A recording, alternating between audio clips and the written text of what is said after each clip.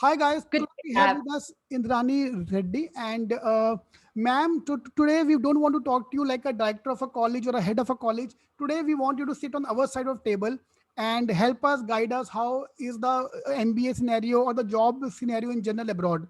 So we'll talk about the jobs, we'll talk about the international exposure, expenses, racism, safety for girls, all these things I want to talk about from the not as a typical marketing statement, but in general, what is the reality going on. So for that, I want to start with you first, your introduction, where you're from and how your life have been going so far.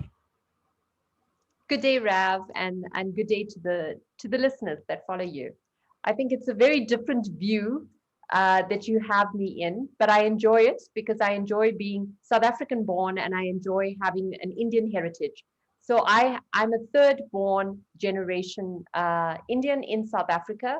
My grandparents have lived in South Africa. My parents have lived in South Africa, and so have I. Uh, and it's a wonderful life. You know, Superb, superb. All right. So, ma'am, my first question is based on this only. Now, the way, if anybody is listening to your and my conversation, we can see there's a huge communication gap. The way you are talking and the way I'm talking. And me, if I want to come abroad, one of the main reason is to give a better life to my family, my children, my future generation. So, number one, is the first question, that is, will I be able to adjust in that culture immediately, or it will take some time? How many years it might take for me to if not become like you exactly, but start thinking like you? I'm trying to understand what I'm trying to say. My culture, because I've seen that initially there will be a huge cultural gap. Even if you are born there, but still you are American or you are British or you are South African. So how many months or years it will take me to get used to that culture, for a student to get used to that culture? I think it's a mindset, Rav. It really is. And I'd like to believe that students and families that are already thinking of their children studying abroad have a different mindset, that their mindset is expansive to um, to change because you've hit the nail on the head. You know, India and its exceptionally high unemployment have a lot of families searching outside of India just to ensure that their children's future is secure through education. And Indians, whether in South Africa or India, really hold education as the ticket to the future. It's an investment. And I can tell you, having lived in South Africa all my life, that Indian mentality has never changed. It is the ticket to your child's future. And the second part becomes, will my once my child studies, what is their career path that they can take care of themselves and become financially independent and financially free? I think from that perspective, there isn't a gap at all between the way you think and the way I've been raised. Now, there still is a transition, and you're quite right. There is a transition of leaving a hometown. Getting onto a flight can be quite intimidating because you're not going to see your family for several months, often 2 or 3 years at a time, um, because families, cannot afford frequent flights, and it's a sacrifice and an investment already to make towards their child's studies, right? Um, and I can base this on interacting with both the students, employees, and consultants that come from India to South Africa. I worked in a large consulting firm where 200 of my colleagues were Indian born and had come through for this particular consulting project that we were doing for a large telecoms company. And let me go back to that first before we get to the students. And I saw that it was a matter of weeks before people adjusted. In fact, they were shockingly surprised at the amount of Indian friendly places. And when I say that, I'm talking about the Indian spices, the Indian vegetables, the Indian movies. And, there's places like that in Johannesburg and throughout South Africa. So that transition, I would say, is probably, it could be as quick as a week or two for some. It could be as quick as 6 to 8 weeks for others. But let's say a lengthy period for somebody that really struggles with change, maybe about 3 months at most. And it's really because of the support you get in country here. which I have to say is an absent in most Western cultures. Here, if I reflect back on that consulting job, we just the local South African Indians migrate towards our, um, Indians coming from India, right? So I'm just trying to create a difference. The local, I call it local Indians, and our brothers and sisters coming from abroad. So there's a warm migration into trying to immerse them. I've seen it at the college as well. I definitely have. The South African Indian students, the not just from an Indian perspective, my white colleagues, the coloreds, the black community, they feel this need to get international communities, not just specific to Indians, but to be immersed in our culture. And I think it's because two things. One, we're a warm, welcoming nation. Secondly, it's because of this of living with Indians all our lives in South Africa. I just think that being a multicultural country has grown us far more than just being stereotypical of just having the majority of a particular race. So I think 3 months at most, and that's really that that is not even a cultural immersion. Um, that's a personal immersion, balancing being in a new country, balancing making new friends, and then also balancing studies and social life, because you're young, you want to also experience a new place, new friendships, you want to experience freedom. Let's not take that away, Rav. I think that is probably the most dominant part of the immersion. Forget the culture and the country. It's this whole concept of freedom away from home, away from parents. This probably is something that most young people grapple with longer than a cultural immersion and being in a new country. It's balancing freedom and discipline and dedication towards studies. I would say that that's probably the longest, maybe 6 to 8 months for some students, because it's such a new concept for them, being pampered at home, having home hot meals from mom every day, and having your chores done. And I think that for me is something that needs more emphasis. True. And that was one of the reasons why I came back from UK. I was in UK for almost 2.5 years, 3 years, because doing everything yourself, being an Indian kid, we are all spoiled. Sorry to say that. Terribly Never spoiled. cook, we never been to kitchen also. So like right now, I'm just waiting for this to get over and say, my Didi, lunch. So here you have to cook and everything have to be done yourself. So yeah, that's one. I think that's getting used to that is more important. But I think it's all depend upon an individual. It's all about your nature. If you're more extrovert, you will get gel with people easily. If you don't like to change things easily, nahi main to I will work the way I used to work. So then obviously it'll take you more time too. But I feel those who want to go abroad, they are already more into Mm, trying out new things. Otherwise, they won't have come out of the comfort zone. mm. So these are already the lot who is going abroad, who wish to go abroad. They're open to new change. They're open to new horizons or new exciting roles. Superb, ma'am. Next question on this is, I'm sorry, I'm asking the hard questions first, and then we go to the normal questions. Of course, That's there all are good. the good sides also. So number two is expenditure. Uh, Now, I don't mind being an Indian. We have been trained. I don't mind spending my money till I see the returns coming.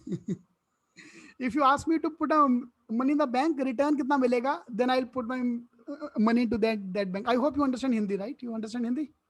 Thoda sa baat. Thoda, thoda. Okay, that's fine. So that's my second question. Will I get a job in South Africa or in abroad, or how much possibility is to get the job? What is that program? How to be a millionaire? Suppose I'm okay. That is the $1 million question, Raf. That really is.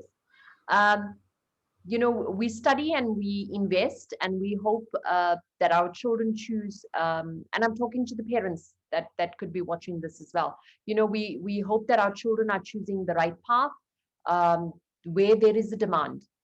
So to get a job is really about, it comes back to basic demand and supply. You know, what is the world, what am I studying that the world is needing right now? And that you need to rewind. You know, that goes back to basics, undergrad, qualification, the skills.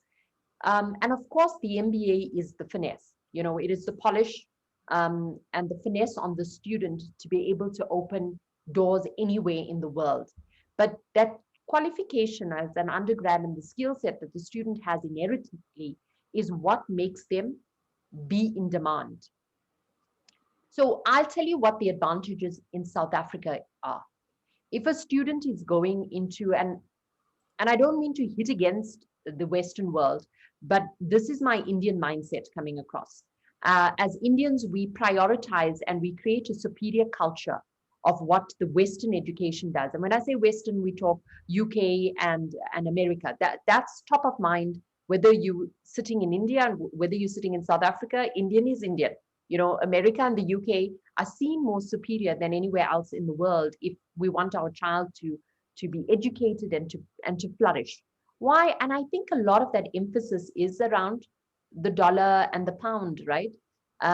We think that this is, you know, that's where the weighting of money is. It's milk and honey, and that's the way we see it. And so that is always the first option of sending our children to study. Now, let's rewind and come back to Rav's question, you know, jobs and security in South Africa. Now, South Africa, like India, also has a high unemployment rate. 29% of our youth are unemployed. But we have a different problem to India and everywhere else in the world. Our problem is deep-rooted from where we come from. Because of apartheid, all our children never had equal opportunity to study. And because of that huge disparity between the educated and uneducated, we still are having the backlash of not having a skilled labor force. And we'll see the results of this integrated education that's only happened in the last 20 years, right? See fruition in the next 2 decades. So we still have this huge disparity of unskilled labor, technical skills, medical skills, engineering skills, IT skills, finance skills. And this is when students from abroad come into South Africa with a good skill set. You have quite a high chance of getting employment here. Now, specific to the college that I work at, the Regenesys Business School, we have a recruitment arm. Because we saw this was an opportunity in the market, because students come in, they study, and we found that most of them don't want to return home. They actually want to stay and get work experience in South Africa because it's so competitive going back to India or the countries they come from. So we've got a recruitment arm that actually helps our graduates not only secure interviews at multinational companies, but we take a journey with them, which is unparalleled in the world, I'll tell you this much. And that's where we come up with it. We have designed a work readiness program. So as our students journey towards the end of their Master's in Business Administration degree, we actually role play, we teach them how to put their CVs together, how to present themselves socially in a corporate environment or in an entrepreneurial environment. What is the South African market looking for? And how do you meet the demand of this market to secure a job? So the likelihood of getting a job in South Africa is exceptionally high. We've had about a 90% job placement percentage for our students coming from abroad and studying in South Africa. And that's high. The other 10% is mainly because they return home. But those that have stayed here, we've been able to 100% get them internships, if not permanent jobs immediately. And then the visa process between South Africa and India is relatively ceaseless, Rav. You know, that makes it really, really positive for both the South African, economy to attract people of Indian descent, as well as for Indian students to come here, because our visa process between the two countries are are fairly easy, and that's to good government ties that we have with India. Superb. Great, great, great. So now moving to the next point is about the safety point of view from girls' point of view. Now, boys, they still, the Indian culture says the boys can still go out, live your life, and girls are saying, nahi, shadi karna, you have to get married, this and that. So, what is your experience with the Indian girls coming abroad to US, UK, and how you convince their families, or maybe what problem they felt, or what good happened with them? Any experiences you have with that on that front? We currently have female students with us as well. Uh, so two things. I identify with this overprotectiveness that Indian families have over daughters, and rather get them married so that they're protected straight after studying, than have a liberal life, because it might corrupt them. Um, and I think that even the South African Indians have really struggled with that over the last decades. You know, how do we balance independence and freedom and still be protective? Coming from a business school that's rated in the top 5 in the country, and having a spiritual base, this is very important. You know, there are institutions that are focused far more um, on on knowing that IQ is part of a student's journey in education anywhere in the world. You know, you have to meet entry requirements. You're going to have to pass your exams. But at our institution, spiritual values are part and parcel of the delivery module of how we educate our students. And that's called spiritual quotient. And then we do the emotional quotient, you know, the holistic human development. Now, how do I take that into a girl's life? I think with the values, not I think, I can strongly say this, as an Indian woman, as an Indian mom, um, that this goes hand in hand, strangely enough, with very strong Indian values. Why do I say this? Because when you have and you are promoting young minds very early in their young adulthood into spiritual quotient, you're really awakening values that have been raised in them from the time they were little by parents already. You're just awakening that. And because of the values that these young girls come across to us with, and they're being also reinforced in our faculty and the way our academics teach our programs here with EQ and SQ, it just reinforces that. And so before I get to the external market, I'm talking about how the individual female has to hone in her skills, her consciousness, and stay true to her values. And so I find that Regenesys really resonates with that. Then the external market. Now we've got a young lady that's learning about spiritual and emotional quotient, and learning in balancing independence and freedom with purpose, right? So you don't have the opportunity to be reckless, because there's an institute that's reinforcing family values. And then the next part of it is the external environment. Now, we're based in the economic hub in an area called Sandton. It's the richest mile in South Africa. It's actually the richest mile in Sandton. So from a safety perspective, you're in the economic hub. And because you're thriving in an economic hub right in the heart of it, safety is utmost, for all the multinational companies there. So, and the residents of our students are currently 1.5 kilometers, but it can range anything from 1.5 to 5 kilometers, that in the summer months, you could take a good stroll to the campus as well. So as long as, again, it comes back to the individual, as long as the individual takes personal safety to heart, there's absolutely no risk about being reckless, because the area itself is safe. And this could be anywhere in the world. We encourage all students, all individuals, when we're traveling anywhere in the world, to just apply common sense in matters of lateness and freedom. But we have at the college, we have, I'll even name the person. We have Dr. Nishikant, he is from India. He's been here for about 7 years in South Africa now. And he really becomes the chaperone for our students from the time he picks them up at the airport, from me meeting them with their first night for dinner to welcoming them. We really take a parenting protectiveness over the students that come to us. And that's something personal that you won't get at most large institutions anywhere else in the world. And I have to say that that's what makes it so special where I am. True. Perfect, ma'am. Now I want a few numbers. What will be our average salary of an MBA at your college, so that we can then try to understand that this is the kind of a package we can expect. So approximate numbers. So I want to do a comparison quickly. So in terms of a typical MBA student in South Africa, a South African age group MBA student is generally from late 20s to mid 30s. So this is a seasoned worker with an undergrad, probably a postgrad as well, most of them with postgrad.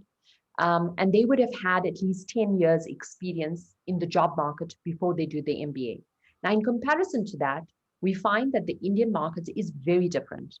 The student goes from an undergrad immediately into postgrad and into the MBA program. So there is a gap of work experience prior to this. So if you had to compare them, because of the years of work experience, now there might be one or two students, I've seen this, probably a 2% percentage of students that come in with 2 or 3 years experience before going to the MBA. Now the students with the 2 or 3 years experience will generally get a job in a higher level salary because they've got work experience plus the MBA. Whereas the MBA student is starting off very green, going into an internship role, and then into a permanent role. Now, I want to compare this. I would say on average, for an intern, and I'm going to be particularly conservative here, particularly.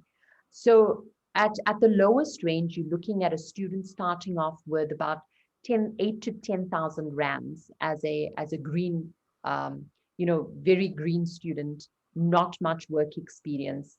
You starting off at the bottom level in an organization to work your way up. Now, the MBA, the advantage that it does have though. So a student might say, but then I can go and not have my MBA. Yes, and you'll probably still start, around like 5 to 8,000 without your MBA. But the difference of the MBA is that within 18 months to 2 years, you're going to double and triple your salary very quickly, provided your contribution and your work ethic and your deliverables are met exceptionally well. You have to do your bit as well. So if your bit as an employee is successful, your MBA waits you in the next 18 months, in the next 2 years, where your salary would very quickly go to 15,000 Rand, 20,000 Rand, 30,000 Rand, within a 3-year period. And we have seen that our students have experienced this. It's the entry level that can be a barrier to a higher salary because the work experience is lacking. Superb, superb. Great, ma'am. Thank you very much. And I think we had a very good insights about the details. And if you can share your college details with us, if anyone want to get in touch with the college, so I will put the number. So guys, I'm going to put the numbers in the description box in case you want to get in touch with the college. And you can ask ma'am any questions if you plan to go abroad in general or towards South Africa. And hopefully you'll be able to answer. Your team is going to be able to answer these questions. Thank you very much. Thank you very much. I'm based at the Regenesys Business School in South Africa. It's in Sandton. We are on www.regenesys.net. Rav will put up all our details so you get the correct spelling. We also have a branch of ours in Navi Mumbai, also known as Regenesys Business School India, and another in Lagos in Nigeria. So we have a global footprint. I'm one of the global sales and marketing directors for the business school. I get very involved with the India business as well as our Nigeria business specifically. And I take it personally to welcome our students. And we have a cultural immersion program as well to help them get immersed in cultural and social activities in South Africa. I look forward to welcoming you, and I look forward to answering any further questions you have. I would definitely, as a South African Indian, endorse the wonderful destination that South Africa is. I do believe that the news sensationalizes everything about crime and poverty and exchange rates. And I dare you to take the journey into South Africa and experience it yourself and live a rich, fulfilling, abundant life with a global mindset, to be able to go back to India and have higher impact with the poverty that is really stricken in India as well. Super. Thank you, ma'am. Thank you very much. Thank you.